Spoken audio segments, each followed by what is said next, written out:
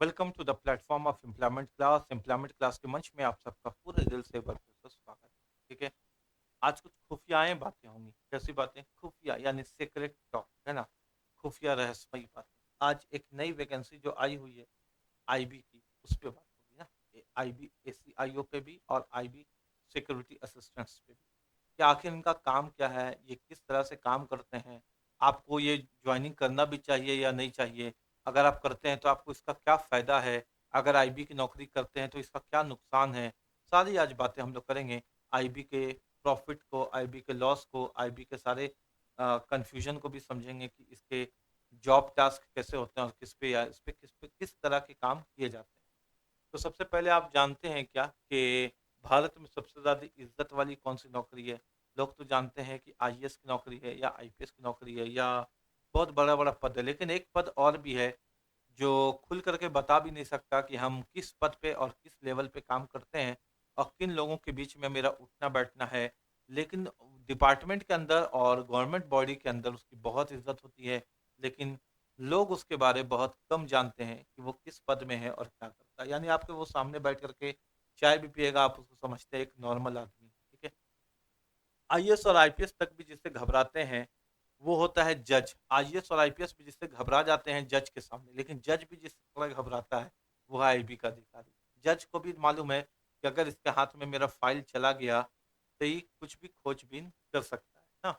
आज हम बात करने वाले इंटेलिजेंस ब्यूरो सिक्योरिटी असिस्टेंट और एसीआईओ की जो नई भर्ती है 2025, उसके बारे में कि आपको क्या जॉब प्रोफाइल मिलेगा, आपको इसमें क्या बेनिफिट होगा, आपको क्या लॉस होगा, क्या कुर्बानी देनी पड़ती है, वो सारी बातें आज हम लोग करते हैं। आईबी यानी इंटेलिजेंस ब्यूरो की इंटरनल सिक्योरिटी की रीढ़ है ना। ये भारत का बैकबोन है। यानी भारत के अंदर आप जितना भी देखते हैं ना, अभी जो ऑपरेशन सिंदूर के बाद आपने देखा ना कि भारत के अंदर बहुत सारे गद्दार पकड़ाए। एक पंजाब की शायद लड़की भी पकड़ाई जो बहुत बड़ी यूट्यूबर थी, है ना। और भी बहुत लोग पकड़ाते हैं। भारत के देश के अंदर जो भारत के गद्दार हैं या आपके राज्य के भी गद्दार जो राजद्रोह भी करते हैं या देशद्रोह भी करते हैं, उन पे निगरानी करती है आईबी। ये आईबी जो है ना भारत की बैकबोन है, वॉच डॉग भी कहते हैं इसको, ठीक है। निगरानी रखता है कि किसको किसी के की गतिविधि पे भी इसको शक होता है तो उसके पीछे ये लग जाता है और फिर जांच एकदम जबरदस्त तरीके से करता है और इनका आपस में भी बॉन्डिंग बहुत जबरदस्त होता है। यानी एक इंटेलिजेंस ब्यूरो ऑफिसर दूसरे इंटेलिजेंस ब्यूरो के अधिकारी को बिना बात किए वो भी भीड़ पे वो एक दूसरे के बॉडी लैंग्वेज से भी पहचान लेते हैं और आपस में बात कर सकते हैं। वो लोग हम लोग की तरह नहीं है, उन लोगों का बात करने का तरीका भी दूसरा होता है। मतलब एक दूसरे को कुछ साइन देके वो लोग बता देते हैं कि हम आप ही के डिपार्टमेंट से हैं। काम इनका क्या है? देश की आंतरिक सुरक्षा, देश को सुरक्षित रखना अंदर के तरीके से बहुत सेवा वाला काम है। मतलब समझिए कि जिसकी किस्मत में भारत का सेवा लिखा हुआ उसी को ही नौकरी मिलता है, ठीक है। तो देश के आंतरिक सेवा पे काम करना होता है, सूचनाएं प्राप्त करनी होती है, निगरानी और राष्ट्र हितों की रक्षा करनी होती है। यानी देश के अंदर राज्य के अंदर क्या चल रहा है, क्या माहौल है ना। अभी जैसे मान लीजिए कि बहुत बड़ी-बड़ी नेताओं की रैली निकलती है, तो उसमें कितने आईबी अधिकारी लोग रहते हैं, जो गतिविधि देखते हैं। या फिर आम होटल्स में जब हम लोग बैठ के चाय पीते हैं, तो उसमें कितने आईबी अधिकारी हैं। हम लोगों को पता भी नहीं चलता, कोई चाय बेच रहा है, लेकिन हम लोग को पता है कि नहीं कि चाय वाला है कि अधिकारी है। तो इस तरह का उनको काम करना पड़ता है, अपनी आइडेंटिटी को छुपाना पड़ता है। पावर का इस्तेमाल दिखावे के लिए नहीं कर सकते, बल्कि देश सेवा के लिए। हाँ, उनका भी मन करता है, जैसे मान लीजिए आप अधिकारी बन गए, तो आजकल तो रील्स का ज़माना है।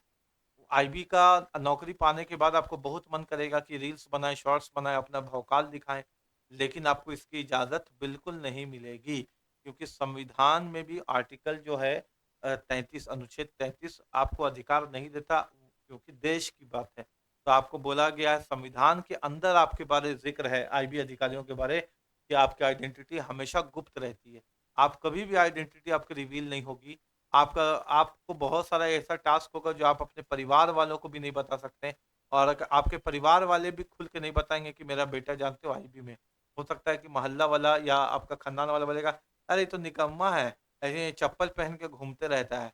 तो मन तो आपको बहुत करेगा कि बता देने के लिए कि मैं हम जो घूम रहे हैं ना, तुम्हारा सुरक्षा ही के लिए घूम रहे हैं चप्पल पहन के, तुमको मालूम नहीं हम क्या हैं। लेकिन तुमको सर झुका के सुनना पड़ेगा, "हाँ भाई, क्या करें हम निकम्मे ही हैं, चप्पल पहन के इधर-उधर घूम रहे हैं।" ठीक है? लेकिन वो आपका काम ही फील्ड में घूमने का, तो आप क्या कीजिएगा, ठीक है? तो आप बता भी नहीं सकते, आप रील्स बना के और सोशल मीडिया का इंस्टाग्राम बना करके आप दिखा भी नहीं सकते कि हम क्या देखो क्या काम करते हैं, क्या काम नहीं करते हैं। कोई सुनाएगा 4 बात तो आपको सुनना भी पड़ेगा 4 बात, है ना? सब्र करना पड़ेगा। आइडेंटिटी हमेशा गुप्त रहती है संविधान का, यानी आपका इंटरव्यू इसीलिए होता है ताकि आपको जाँचे-परखें कि आप कितना बात अपने अंदर रख सकते हैं, देश के प्रति, है ना? देश के लिए काम करना पड़ता है, उसी को बोलते हैं। बहुत सारी फ़िल्म भी तो आपने देखा है ना इस पे, एक था टाइगर हो गया, टाइगर ज़िंदा हो गया, रॉ देखा है, आईबी देखा है, स्पेशल 20 स्पेशल ऑफिसर देखा है। तो इस तरह का बहुत सारा फ़िल्म है जो हमको शायद नाम भी याद नहीं है, आपको बेहतर मालूम होगा। इन पे फ़िल्म्स बनते रहती हैं, ठीक है? आईएएस, आईपीएस जैसे बड़े-बड़े अधिकारी भी आईबी अफसरों से प्रभावित होते हैं। यानी अगर आईएएस, आईपीएस के बीच में भी है, उनको पता चल गया कि आईबी यहाँ पे घूम रहा है, तो भी थोड़ा सतर्क हो जाते हैं, अरे यार यहाँ पे क्या करने आ गया? और वो लोग भी आपस में उनसे दोस्ती रखते हैं, उनको इनवाइट करते हैं अपने बड़े-बड़े पार्टीज़ में भी, है ना? आईएएस, आईपीएस जैसे बड़े-बड़े अधिकारी भी इंटेलिजेंस ब्यूरो के स्टाफ से दोस्ती बना करके रखना चाहते हैं, उनसे हमेशा बॉन्डिंग पे ही रखते हैं और काम भी असल में उन लोगों को साथ में ही करना पड़ता है, ठीक है? जैसे बहुत सारा टास्क होता है, उसमें आईबी के जो स्टाफ्स होते हैं, वो आईएएस, आईपीएस के नीचे भी उनको बहुत सारा टास्क करना पड़ता है, काम करना पड़ता है। लेकिन वो लोगों के बीच इस बात को बता भी नहीं सकते हैं कि आईएएस, आईपीएस से मेरा उठना-बैठना है, चाय-पानी है, वो उनको कुछ बताना ही नहीं है समाज में किसी भी तरह से बात। कई बार जज तक आईबी अधिकारी से डरते हैं बिल्कुल क्योंकि उनके पास क्रूशियल फाइल्स और रिपोर्ट्स रहती हैं। आईबी को अपने क्षेत्र के बारे एक-एक आदमी के बारे पता रहता है, ये उनका काम है। जज तक के बारे उनको पता होता है कि जज कहाँ क्या कर रहा है, कौन से एक्टिविटीज़ पे कर रहा है। बहुत सारा जज लोग भी सतर्क रहता है कि यार आईबी अधिकारी यहाँ कोर्ट में काहे आ गया, ठीक है? ऐसा होता है। हर डिपार्टमेंट सीनियर ऑफिसर्स आईबी को इज्जत देता है और स्ट्रॉन्ग बॉन्डिंग बनाए रखता है। कोई भी डिपार्टमेंट है, किसी भी डिपार्टमेंट का नाम ले लीजिए, हर डिपार्टमेंट आईबी अधिकारी से अपने बॉन्डिंग्स को अच्छा रखना चाहता है। ये भी एकदम फैक्ट बात है। आईबी ऑफिसर कभी भी इन बातों का बखान नहीं कर सकता, लेकिन इतना पावर होने के बावजूद, इतना शक्ति होने के बावजूद भी आईबी का जो अधिकारी है, चाहे वो एसीआईओ का हो या फिर सिक्योरिटी असिस्टेंट हो, वो किसी को भी बता ही नहीं सकता कि हम इसके तहत काम करते हैं। यानी आपको सिलेक्शन हो गया, तो आपको मास्टर भी बुला करके नहीं बता सकता अपने क्लासरूम में कि देखो मेरा लड़का आईबी में चयनित हो गया। नहीं, आइडेंटिटी ही छुपाना है ना? आगे अगर हम बात करें, तो सीजीएल इंस्पेक्टर की सैलरी जो स्टार्टिंग होती है वो 80,000 रुपये से होती है, आप सबको पता है ना? 75 रुपये से 80,000 रुपये आपको शुरुआत की सैलरी होती है। लेकिन अगर आप आईबी ऑफिसर बन जाते हो ना, एसीआईओ पे जाते हो ना, तो आपको जो शुरुआत की तनख्वाह होती है वो 1,13,000 रुपये से शुरुआत होगी। 1,13,000 रुपया आपको हाथ में शुरू से ही मिलेगा। क्यों? क्योंकि रिस्क अलाउंस वाला जॉब है ना, आप रिस्क पे ही तो रहते हो, हर वक़्त आप खुफिया जानकारी इकट्ठा कर रहे हो, बहुत सारा काम कर रहे हो, ठीक है? तो सैलरी इसमें ज़्यादा रहता है। स्पेशल सिक्योरिटी अलाउंस भी मिलता है और स्पेशल फैसिलिटीज़ भी मिलती है, ठीक है? जैसे आपको कहीं ट्रैवल करने के लिए गवर्नमेंट अगर आपको भेजेगी तो फर्स्ट एसी पे भेजेगी, सेकंड पे भी, थर्ड पे भी नहीं, या फिर फ्लाइट पे भेजेगी। आपको हमेशा फ्लाइट या फर्स्ट एसी का ही टिकट आपको गवर्नमेंट की तरफ से मिलता है। आपके 2 बच्चों की पढ़ाई सरकार की तरफ से फ्री होती है ना? आपके 2 बच्चों की पढ़ाई जो होती है गवर्नमेंट की तरफ से फ्री होती है। आपके परिवार का मेडिकल भी फ्री होता है, रहने के लिए आपको घर या एचआरए भी मिलता है। ये सारा फैसिलिटी मिलता है आईबी के स्टाफ को, ठीक है? लेकिन इसमें एक नेगेटिव पॉइंट ये है कि आप किसी को बता ही नहीं सकते कि आप कर क्या रहे हैं। कोई बोलेगा, "अरे यार तुम्हारा लड़का तो दिन भर घूम रहा है, तुम पढ़ते-लिखते नहीं हो जी?" बोला, "हाँ, हाँ, क्या कर सकते हैं?" ये वाला ज़िंदगी रहे। खुल के आप किसी को बता भी नहीं सकते। ये बहुत आपको अपनी आइडेंटिटी को छुपाना होगा, संविधान ने इस बात को कहा। डेस्क जॉब बिल्कुल नहीं है, आपको डेस्क में बैठ के जॉब ही नहीं करना है, ठीक है? क्या करना है, बल्कि फील्ड जॉब है, फील्ड पे रहना है और आपको बोला जाएगा गवर्नमेंट की तरफ से, यानी आपके जो ऑफिसर्स होंगे बड़े-बड़े, वो बोलेंगे, "जाओ जाकर के अपने कॉन्टैक्ट्स बढ़ाओ।" है ना? आपको फील्ड में जाना है, ए से मिलना है, बी से मिलना है, सी से मिलना है, ठीक है? हर तरह के लोगों से मिलना है, उनसे दोस्ती करनी है ज़बरदस्ती। ऐसा आपके साथ कभी जीवन में हुआ होगा ना कि कोई आदमी होगा, आपसे उम्र में बड़ा होगा, लेकिन आपसे बहुत प्यार से अचानक रोड में बैठ गया होगा या चाय दुकान में बैठा होगा, बड़ी बात करता होगा और हो सकता है कि बोलता होगा कि दोस्ती करेंगे, या फिर आपसे बहुत फ़ैमिलियर होने की कोशिश करता होगा। अब माहौल पूछता होगा कि और तुम्हारे तरफ क्या चल रहा है, कैसे चल रहा है? आपको भी ऊट-पटांग लगता है, इतना काहे पूछ रहा है? क्योंकि वो आईबी का स्टाफ होगा, उसका मैक्सिमम चांस होता है, ठीक है ना? वो बस संपर्क लेना चाहता है कि क्या माहौल चल रहा है उधर का, इधर का, ठीक है? ये याद रखिएगा। लेकिन जो आपको जो नौकरी मिलती है वो होम स्टेट में एरिया में मिलती है, यानी आपको जो नौकरी मिलेगी, आपके ही क्षेत्र में मिलेगी। ऐसा क्यों? आपको लैंग्वेज से पकड़ में भी नहीं आना है कि आप बाहर के हैं। यानी जो भाषा हम लोग आम बोलचाल जाते हैं, जैसे हम रांची में रहते हैं, तो मेरा भाषा है वो रांची का ही टोन पे है ना? रांची के टोन पे। तो हम लोग क्या करेंगे, जैसे आपस में बात करेंगे, मान लीजिए अगर आईबी अधिकारी हमसे बात करेगा मेरे ही टोन पे, तो हमको समझ में ही नहीं आएगा कि आईबी का स्टाफ थी, इंटेलिजेंस ब्यूरो। लेकिन मान लीजिए कोई अगर कोई आईबी वाला जो नॉर्थ इंडियन है, उसका साउथ इंडियन में जॉइनिंग हो गया, तो संपर्क कैसे बनाएगा? क्योंकि कम्युनिकेशन ही गैप हो जाएगा। इसलिए आपको अपने ही क्षेत्र में नौकरी मिलती है, जहाँ आप अच्छे से एक-एक गली, एक-एक कूचा जानते हैं। आपको पहले ही से मालूम है कि वो आदमी तो पान गुमटी चलाता है, लेकिन घूमता डिफेंडर वाली गाड़ी में और घूमता स्कॉर्पियो में चट-चट हो। तो पैसा लाया कहाँ से? करता है क्या? उसके बारे में फिर आपको पता करना होगा, है ना? इसलिए अपने होम एरिया में जॉब मिलती है, क्योंकि आप वहाँ का हालात पहले ही से जानते हैं कि क्या चल रहा है, ठीक है? सर्विलेंस यानी निगरानी करना, रिपोर्ट बनाना, फील्ड ऑपरेशंस में आपको हिस्सा लेना पड़ता है, ठीक है? ये सब काम है आपका। लोकल से लेकर के सीईओ तक हर स्तर पर कॉन्टैक्ट्स बनाना होता है। यानी जो आपका दोस्ती होगा, वो ठेला पे जूस बेचने वाले से भी आपको दोस्ती होगा, और जूस कंपनी का जो सीईओ होगा, मालिक होगा, उससे भी आपकी दोस्ती होगी। हर तरीके के लोगों से आपको कॉन्टैक्ट्स बनाने पड़ते हैं, हर तरीके के लोगों से आपको दोस्ती रखनी पड़ती है, ताकि उनके और ये दोस्ती फ्रेंडशिप वाली नहीं होती है, ये आपका टास्क होता है, टास्क। ताकि आपको जॉब पहुँचाना पड़े, है ना? आपका जो जॉब है, वो सूचना ही पहुँचाना तो है, ठीक है? कोई पॉलिटिकल दबाव नहीं। ये बहुत ज़बरदस्त बात है कि आईबी के ऊपर, इंटेलिजेंस ब्यूरो में जिनका जॉब होता है, उनके ऊपर कोई भी पॉलिटिकल दबाव हो ही नहीं सकता, ये मत करो, वो मत करो। ये पॉलिटिकल दबाव में काम करने वाली संस्थान नहीं है। ये मुक्त एनवायरनमेंट में काम करने वाली संस्थान है। आईबी में प्रमोशन भी, और इसमें क्या है कि आपको बहुत बड़े-बड़े लोगों से मिलने का मौका मिलेगा। अजय डोभाल जैसे बड़े-बड़े हस्ती आपके सीनियर रहेंगे, अगर इस पे आप चले जाते हैं तो, है ना? बहुत बड़े-बड़े लोगों से आपको मिलने का मौका मिलेगा।